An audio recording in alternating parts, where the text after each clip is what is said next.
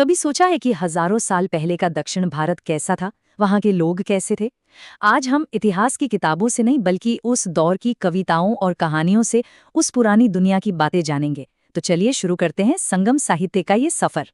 तो सवाल ये है कि भाई बिना किसी टाइम मशीन के हम हजारों साल पुराने समाज के बारे में इतना सब कुछ कैसे जान सकते हैं?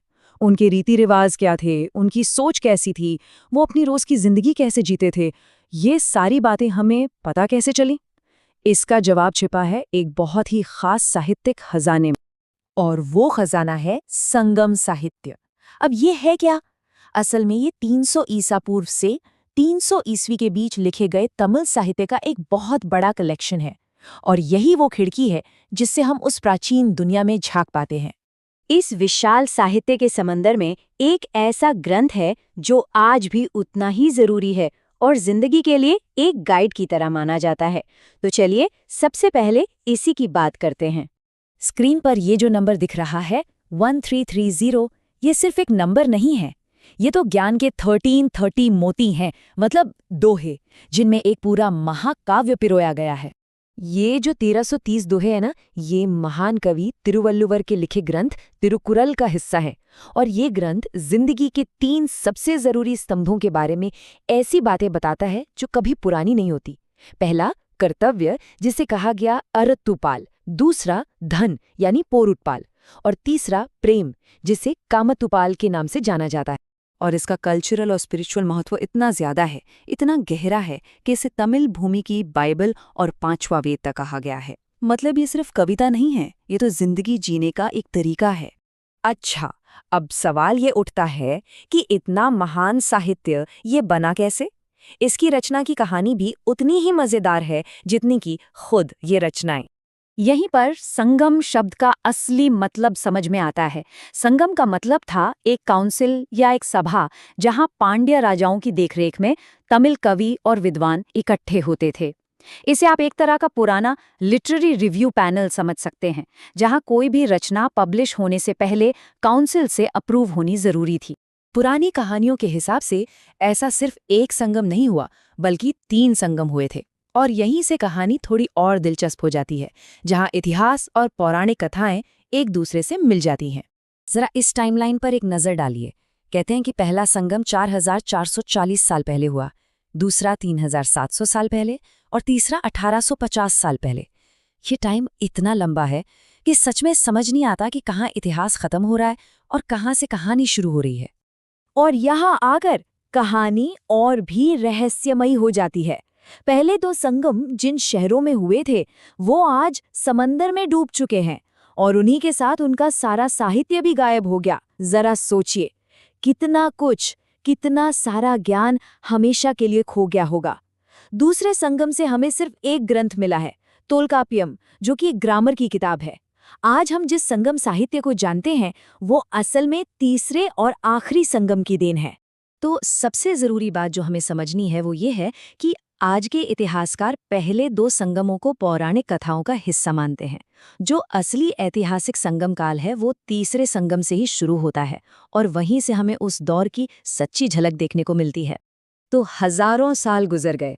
इस पूरी लिटरेरी परंपरा की विरासत क्या है, और सबसे बड़ा सवाल कि ये आज हमारे लिए क्यों जरूरी है। यहाँ एक और मजेदार बात है। इन सभाओं के लिए संगम शब्द का इस्तेमाल पता है कब हुआ? इन घटनाओं के सदियों बाद 7वीं शताब्दी में एक शैव संत थे, तिरुनावुकरसु। उन्होंने सबसे पहले ये शब्द इस्तेमाल किया। इससे पता चलता है कि कैसे वक्त के साथ इतिहास और कहानियां मिलकर एक महान रिवायत बनाते हैं। तो सवाल ये उठता है कि 2000 साल से भी पुरानी इस तमिल दुनिया के बारे में आखिर हमें ये सब पता कैसे चला? देखिए, इसका जवाब इतिहास में बिखरे छोटे छोटे सुरागों में छिपा है, जिन्हें हम एक एक करके जोड़ेंगे और अतीत की एक तस्वीर बनाने की कोशिश करेंगे। तो देखिए, हमारा ये सफर कैसे आगे बढ़ेगा। सबसे पहले हम उन सुरागों की पड़ताल करेंगे जो इतिहासकारों को मिले। फिर हम गोता लगाएंगे संगम युग की दिल छू लेने वाली कहानियों में।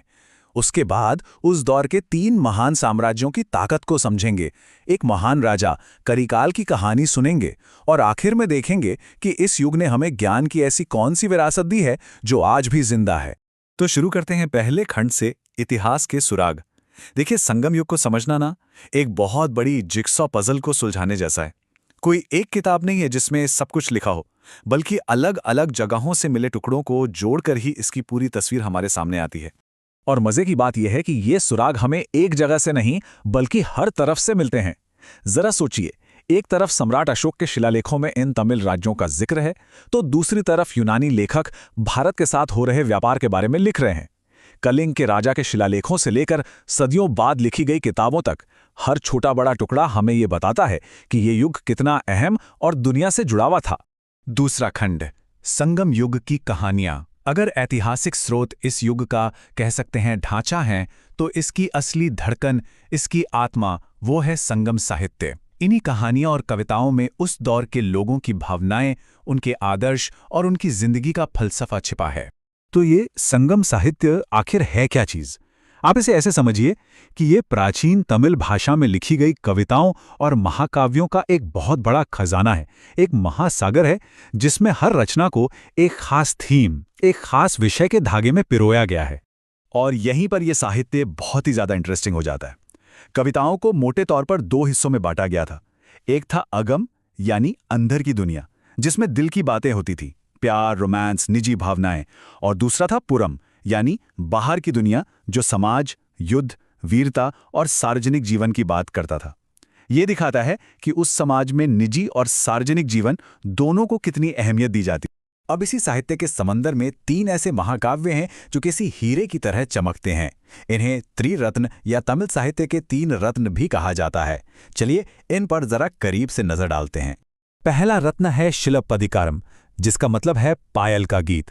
और ये कहानी है कोवलन, उसकी पत्नी कन्नगी और एक डांसर माधवी की। इसमें प्यार है, धोखा है और आखिर में न्याय की एक ऐसी पुकार है जो दिल को झकझोर देती है। ये इतना महत्वपूर्ण है कि इसे तमिल लोगों का राष्ट्रीय महाकाव्य माना जाता है। दूसरा रत्न है मणिमेखलय, और ये कहानी ठीक वहीं से शुरू होती है जहां पहली कहानी खत्म हुई थी। ये कोवलन और माधवी की बेटी मणिमेखले की कहानी है, लेकिन ये कोई प्रेम कहानी नहीं, बल्कि एक आध्यात्मिक सफर है जो बौद्ध दर्शन की गहराइयों में उतरता है। और तीसरा रत्न है जीवक चिंतामणि। हाँ, ये जरूर संगम काल के थोड़ा बाद में लिखी गई, लेकिन इसे उसी महान परंपरा का हिस्सा माना जाता है। एक जैन भिक्षु ने इसे लिखा था और ये एक राजकुमार के साहसिक जीवन और फिर उसके जैन तपस्वी बनने की यात्रा को दिखाती है। खंड 3, तीन महान साम्राज्य। अच्छा, तो साहित्य और कहानियों की दुनिया से निकलकर अब जरा उस दौर की सियासत पर नजर डालते हैं। संगम युग के दौरान तमिल इलाके पर तीन बड़ी और शक्तिशाली ताकतों का राज था। ये तीन शक्तियां थीं, चोल, चेर और पांड्य। अगर आप नक्शे पर देखें तो उत्तर पूर्व में थे सबसे पावरफुल चोल। दक्षिण पश्चिम के कोस्ट पर, यानी आज का जो केरला है, वहां चेरों का राज था। और दक्षिण पूर्व के इलाकों पर पांड्यों की हुकूमत थे। जैसे चेरवंश में एक बहुत ही माने हुए राजा थे, सेंगुटुवन। उन्होंने अधिराज का टाइटल लिया था और एक बहुत ही दिलचस्प धार्मिक संप्रदाय भी शुरू किया, पत्नी, जिसमें एक आदर्श पत्नी की पूजा होती थी। और ये पूजा पता है किससे प्रेरित थी? पहले महाकाव्य की हीरोइन कन्नगी से। ये उनके सामाजिक प्रभाव को दिखाता है। खंड 4, राजा करिकाल की गाथा। अब देखिए, इतिहास सिर्फ साम्राज्यों और लड़ाइयों की कहानी नहीं होता, यह कुछ खास लोगों की भी कहानी होती है। तो चलिए इसी बात पर जूम इन करते हैं इस दौर के सबसे मशहूर राजा चोल किंग करिकाल पर। करिकाल को चोल वंश का सबसे कह सकते हैं महान राजा माना जाता है। वो सिर्फ एक जबरदस्त योद्धा ही नहीं थे, बल्कि कला और धर्म के भी बहुत बड़े संरक्षक थे। और उन्होंने ब्राह्मण धर्म को काफी बढ़ावा दिया। उनकी उपलब्धियां देखिए, वाकई कमाल की थीं। सबसे पहले तो उन्होंने वैणी की लड़ाई में एक दो नहीं, बल्कि पांड्यों और चेरों समेत 11 राजाओं की मिलीजुली फौज को हराया। फिर उन्होंने पोहार नाम का एक शानदार पोर्ट सिटी बसाया और अपनी राजधानी को भी वहीं शिफ्ट कर दिया। और शायद उनका सबसे बड़ा काम था कावेरी नदी पर एक विशाल बांध बनवाना, जिससे सिंचाई के लिए नहरों का जाल बिछ गया और पूरे इलाके में खुशहाली आ गई। अब आते हैं आखिरी खंड पर, ज्ञान की विरासत। देखिए, संगम युग की असली कहानी सिर्फ राजाओं और युद्धों तक ही सीमित नहीं है। इसकी सबसे बड़ी और स्थायी विरासत है वो ज्ञान, वो शब्द जो आज भी हमारे साथ हैं, हमारा मार्गदर्शन करते हैं। इस दौर ने हमें तमिल बौद्धिकता के 3 ऐसे स्तंभ दिए जो आज भी मजबूती से खड़े हैं। पहला, तोल्काप्पियम, जो तमिल ग्रामर की बुनियाद है।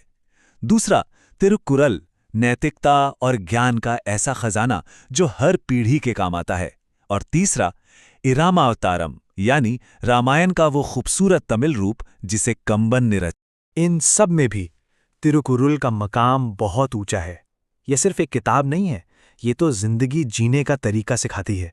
इसकी नैतिक और दार्शनिक बातें आज भी उतनी ही सच्ची और ज़रूरी हैं जितनी तब थीं, और ये पीढ़ियों से लोगों को रास्ता दिखाती आ रही है। वाले हैं प्राचीन भारत के एक ऐसे राजवंश की कहानी में जो संगम युग के 3 महान राज्यों में से एक था, पांड्य राजवंश।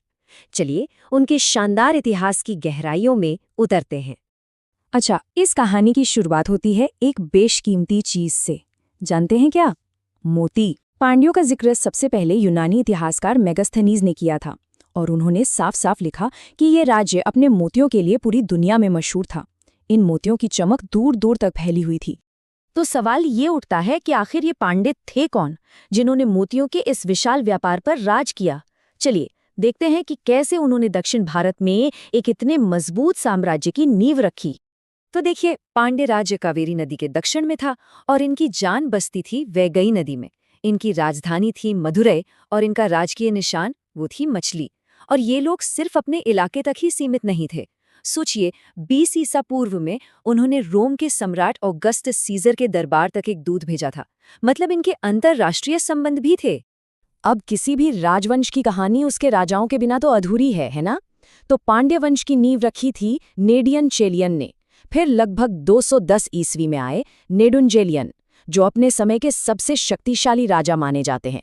और संगम काल के जो आखिरी ज्ञात पांड्य शासक थे, उनका नाम था नलिन किलियन। तो इतना बड़ा साम्राज्य, इतने शक्तिशाली राजा, आखिर ये सब चलता कैसे था? क्या था उनका सिस्टम? चलिए उनके शासन और कानून को थोड़ा करीब से देखते हैं, जो पांड्य समाज की एक खास पहचान थी। इनके पूरे शासन का सेंटर पॉइंट था मनरम। अभी मनरम क्या था? ये था राजा का दरबार। और यहाँ पर राजा सिर्फ राजा नहीं बल्कि चीफ जस्टिस भी होता था। मतलब न्याय का आखिरी फैसला हमेशा राजा के ही हाथ में होता था।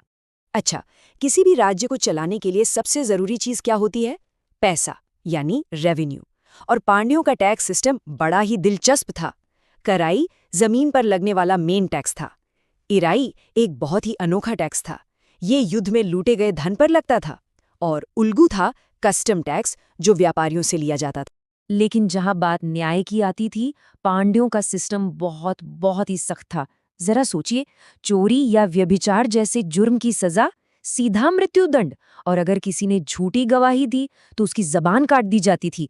कानून के साथ कोई मजाक नहीं था। अब एक ऐसी बात जो शायद किसी को भी हैरान कर दे। राजा की पर्सनल सिक्योरिटी, मतलब उनके महल की सुरक्षा कौन करता था? कोई अंदाजा? हथियारों से लैस महिला गार्ड्स। जी हाँ, ये उस जमाने की सोच को वाकई चुनौती देता है। इतना मजबूत शासन, तो जाहिर है सेना भी उतनी ही तगड़ी रही होगी। तो चलिए अब जरा पांड्यों की फौज पर एक नजर डालते हैं, जो बहुत ही ऑर्गेनाइज्ड और शक्तिशाली थी। सेना की अहमियत का अंदाजा इस बात से लगाइए कि सेना के कमांडर इन चीफ को एनआरडी की उपाधि दी जाती थी, जो उस समाज में एक बहुत बड़ा सम्मान हुआ करता था। युद्ध के मैदान में भी उनकी स्ट्रैटेजी कमाल की थी। सेना के 2 मुख्य हिस्से होते थे। सबसे आगे जो हमला करता था वो था तुथी, और पीछे से पूरी फॉर्मेशन को जो गार्ड करता था वो था कुल्ले। एक बहुत ही सोची समझी रणनीति। उनकी सेना को चतुरंगिनी सेना कहा जाता था, मतलब 4 हिस्सों वाली फौज। इसमें घुड़सवार थे, विशालकाय युद्ध हाथी थे, रथ थे और जाहिर है पैदल सैनिक भी थे। एक पूरी जबरदस्त मिलिट्री फोर्स। और दिलचस्प बात यह है कि ज्यादातर सैनिक वेल्लॉल यानी अमीर किसान वर्ग से आते थे। लेकिन पांड्य सिर्फ जीतना ही नहीं जानते थे, अपने वीरों का सम्मान करना भी जानते थे। नडुक्कल की एक बहुत ही खास परंपरा थी। ये वो पत्थर के स्मारक होते थे जो जंग में शहीद हुए सैनिकों की याद में लगाए जाते थे। इससे पता चलता है कि वो अपने योद्धाओं का कितना सम्मान करते थे। तो हमने शासन देख लिया, सेना देख ली, लेकिन इन सब के पीछे जो समाज था वो कैसा था? लोग कैसे रहते थे? चलिए अब पांड्य समाज की बनावट को समझते हैं और देखते हैं कि लोगों का जीवन कैसा था। तो समाज में ना एक तरह का बंटवारा था। सबसे ऊपर ब्राह्मण थे जिन्हें बहुत सम्मान मिलता था। फिर थे वेल्लालार जो अमीर जमींदार हुआ करते थे। खेतों में मेहनत करने वाले मजदूरों को कडेसियर कहते थे। फिर पुलैयन थे जो रस्सी और चमड़े का सामान बनाते थे। और एइनर थे जो शिकारी समुदाय के लोग थे। और यहीं पर एक और बात सामने आती है जो आज की सोच से एकदम अलग है।